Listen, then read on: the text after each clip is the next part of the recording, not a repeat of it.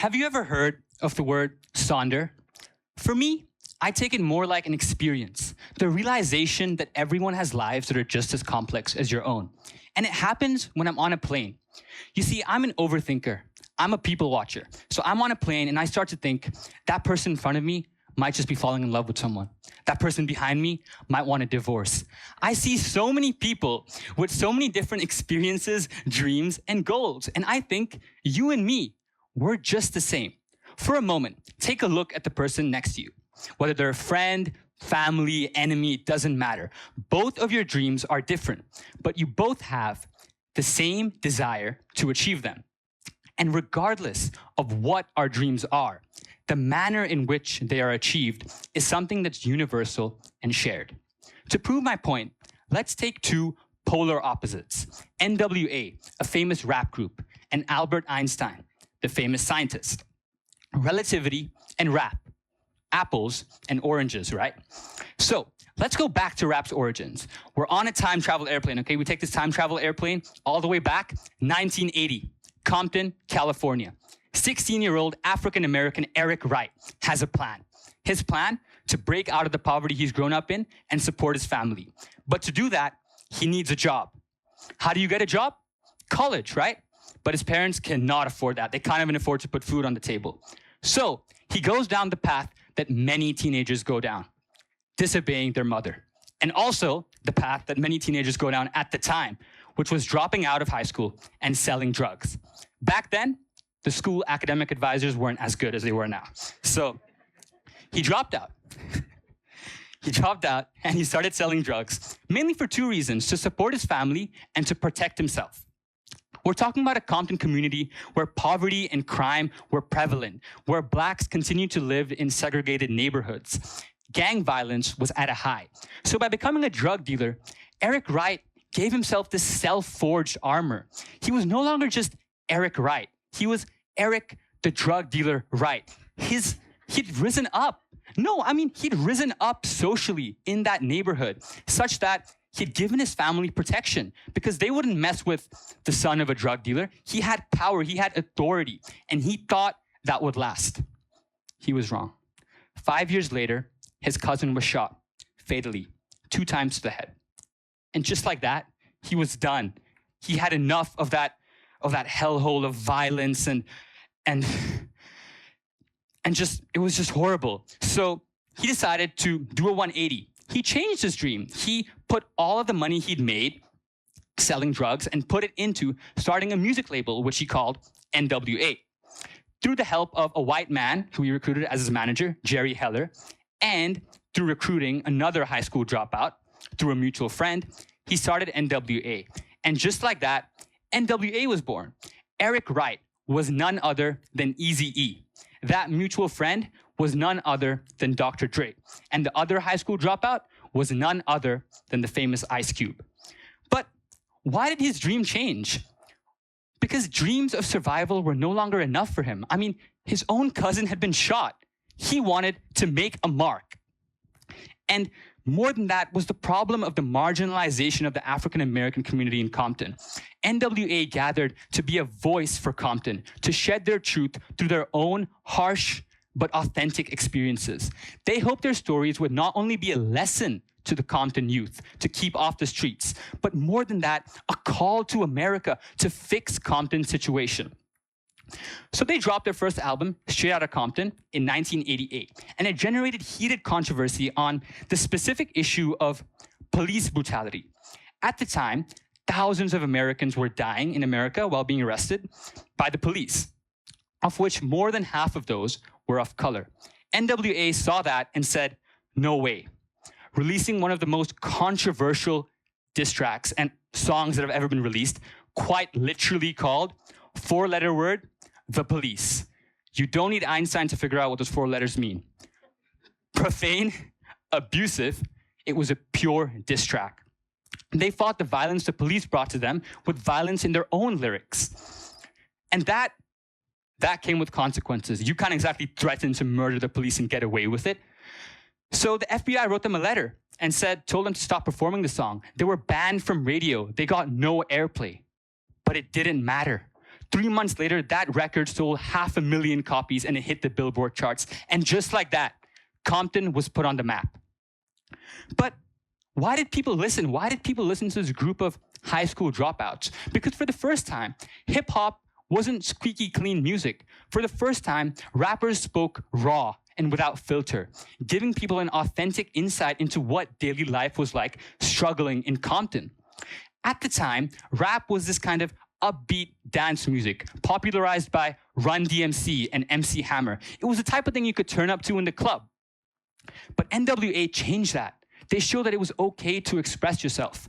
Ladies and gentlemen, you could not walk into Compton and expect sunshine and rainbows. What you saw is what you got. And that was the key to their success. They showed the world that music at its core isn't this shiny portrayal of love and peace. Music at its core is a storytelling platform, a channel to vent and convey frustrations and emotions of every kind. So that's why, even if so much of modern rap influenced by them seems to be hedged on this pillar of senseless violence, sex, and drugs, remember the truth that lay in its origins. Okay, now let's go back another 100 years, okay? 1884, Munich. A 5-year-old Albert Einstein is sick in bed, and his dad hands him a compass. Now, most kids would play with the compass, right? It's a toy. You play with a compass. I mean, you're 5 years old. But Einstein, he sees his compass and he loses his mind. It triggers this love in him, this love for maths, for physics, but more than that, it triggers his love for questions. It triggers that sense of curiosity that stayed with him for the rest of his life. He wanted to know, why did that compass work? Why was that needle always pointing north? And interestingly, if I told you that Einstein was a genius, well, I wouldn't be lying, obviously. But he wasn't traditionally smart in any sense. He didn't speak till he was almost 3, and he failed all of his school subjects except for math and physics. In fact, in high school, in grade 12, he dropped out because, in his words, he hated the memorization. Now, just to be clear, if you hate the memorization, you can't drop out of high school. Einstein was a genius, but not a good role model. Even so, he made it to university with the help of some friends and family and couldn't land the job he wanted to after university. He tried to get a teaching job. He couldn't get it. So he worked in a patent office, but it was there the magic happened. After spending a few hours of his day working on the patent office, like working on what he had to do for his day job, he delved deep into theoretical physics, eventually coming up to creating one of the greatest scientific papers of all time. The paper of special relativity, or as I like to call it, the Back to the Future paper. Okay, and he did so all with his mind. He had no experiments. Everything was a thought experiment, scenarios, unforeseeable, incredible scenarios that he created with his mind, with his thought experiments. And let's try one right now. Okay, imagine you're thoroughly bored of this talk. It's the last talk of the day. You guys want to get out, okay? You want to leave. But you're not getting out through the door. No. You're going to leave in style, okay? So you hop onto a transparent train that's traveling at 99% the speed of light. You can't go at the speed of light because it's like a science speed limit. Think of it as a speed limit enforced by the physics police. You need infinite energy.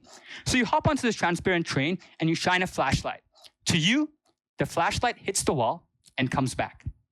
But to me, watching from outside, the light takes a different diagonal path because in the time that light has hit the wall, you're going so fast that train has already moved. So the light distance is longer, but the light speed hasn't changed. So for that to make sense, your time has to slow down. Time dilation.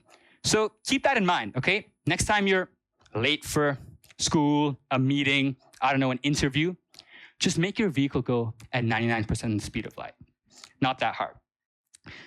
But the most amazing part is that we don't accept anything he says in the daily situation. For example, if I was to tell you right now that time moves linearly for everyone, or gravity is this invisible force that pulls things down, you'd go, yeah, you're right. But he showed that isn't true. He showed that these fundamental trains of thoughts that have been instilled into our mind from an early age is simply not true. I mean, it's incredible. So Both of these stories, Einstein and NWA, completely different dreams. But here's the thing. Both of them asked hard questions. Both of them didn't accept the world for what it was. And both of them broke rules that everyone else followed.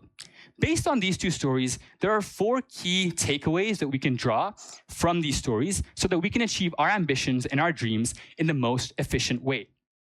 Number 1, ask the question of why and not how. NWA asked why their communities were stuck, and they got straight out of Compton. Einstein asked why science didn't make sense, and he got one of the greatest scientific papers of all time. Let me explain better, maybe. So once I failed a Chinese test, a spelling test. I failed it horribly. It was really bad. So I told myself the next test, I'm going to do better. And I asked myself, how do I pass? The answer came into my mind immediately. Just cheat. Just cheat. I mean, they're not going to know. You write the words on your hand. The teacher is looking at me. She's not looking at my hand, right? So I write the words on my hand, and it's okay. I hope there are no teachers in the crowd. It's a good plan. It's a good plan. But on the day, I played lunchtime basketball the day before, okay? Not the day before, the lunchtime before. And my hands are sweaty. So I'm writing, and I'm realizing, it's all ink. It's all ink. It's all gone. I can't copy anymore. And just like that, I failed my test. But that's not the point. The point is that question, how do I pass? Only gave me a shortcut to nowhere. Now, imagine I asked, why did I fail? Suddenly I'm dealing with the real problem. Maybe I didn't study hard enough. Maybe I didn't pay attention in class. Whatever it was, you can't know how you want to do it. You can't only know how you want to achieve your dream. You have to truly believe in your purpose and in your why. So whatever it is you're chasing, grades, greatness, girls, boys, it doesn't matter. The point is, how only helps you survive, but why helps you evolve. Number 2, start messy. NWA started from a very, very messy neighborhood. In fact, on the way to recording one of their albums, Dr. Dre was assaulted by a police officer. He was shoved to the ground and pushed. And Jerry Heller, the white man, the manager, was there at the time and said, look, this is a music artist, not a common criminal. Get him off the ground. So he was saved, and they went to do their studio session. But things like these were commonplace in Compton. And it was the same for Einstein. I mean, he started his work as a day job. Physics was only something he did after his job. And it will be the same for you. You won't have an easy start. It won't be laid out on a platter such that you can start, your start will be the most perfect thing ever. No matter your circumstances, you have to start now and start what you want to do messily. Because in that way, just like Einstein and NWA, you will get your dream faster. Number 3,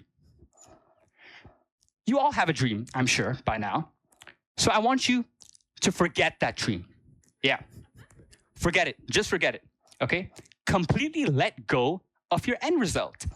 What that means is when most of us dream, we dream of the end result, right? The final thing. I don't know, getting that good grade, making the cross-country team, whatever it is, let go. Instead, fall in love with the process. NWA weren't thinking about making millions. Einstein wasn't thinking about changing the scientific world. They had a process, a plan, and they followed that rigorously. It's like if I want to get fitter and, I don't know, I want to get abs, for example. I'm not going to get it by thinking about getting abs. I'm going to get it by going to the gym, doing my workout, eating healthy, and there you go. So it's the same for your dreams. Follow the process and your dreams will be realized faster and more efficiently. Number 4, surround yourself with people that share the same ambitions as you do. For NWA, it was the band. It was the camaraderie the band had. The way their energy bounced off each other like bullets in the studio. It was captivating. It was amazing. They were each other's rocks. They were there during the high and during the low. I mean, they broke up later, but that's not the point. The point is, during that time, they were each other's support. And for Einstein, it was his best friend, Michel Besso, an engineer who helped him test out the thought experiments. Well, the thought experiments that could be tested. Some of them are a bit crazy and couldn't be tested. But for you, it could be just as simple as sitting away from someone who distracts you in class, or even confiding in a friend in what it is you want to achieve. Because by telling someone what you want to do, suddenly it's not your dream. It's your dream and a little bit of that person's dream. By externalizing it, it becomes that much more real. So let's go back to the airport where it all started. My flight, my overthinking, Sonder. We all navigate different flights, some turbulent, some smooth. But remember this. Sometimes, no matter how hard you try, and even if you follow all of those steps, you might not achieve your dream. And that's okay. Imagine you study really hard for a test, and on the day of the test, you fall sick. You can't do it. That's it. It's gone. Does that mean you didn't try hard enough? Of course not. It means the point is, it's not in the destination, it's in the journey. But it's more than that cliche. It's in the curiosity to ask why, the courage to start messy, the discipline to forget your dream and fall in love with the process, and finally, the people you choose to fly alongside. Dream on, but don't imagine they'll all come true. So as I leave tonight, I'd like to leave you with the thought that if your dream is a journey, you might never get to that landing, but that sure as hell doesn't mean you can't touch the clouds. Thank you.